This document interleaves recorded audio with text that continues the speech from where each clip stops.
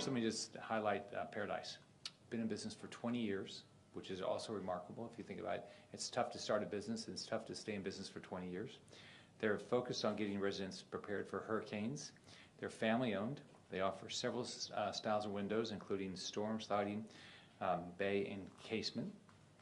And they've got 40 wonderful employees. So the first thing I'd like to do, just do a big round of applause for Paradise.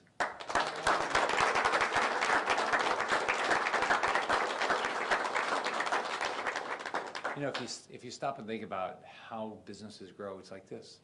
Somebody comes up with an idea, they take the risk, they think they can do something better than other people, and they go solve customer needs. And if they didn't solve customer needs, they wouldn't be in business.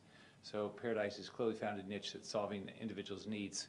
And unfortunately, we had a tough hurricane season last year and the year before. Last year was worse. Hopefully we'll not have this again this year, the hurricane season, which starts June 1st.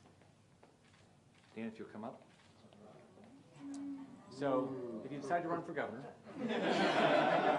and you care about jobs, so you come up with a medal to recognize people for job growth. This is the Governor's Business Ambassador Award. It's for individuals that grow jobs.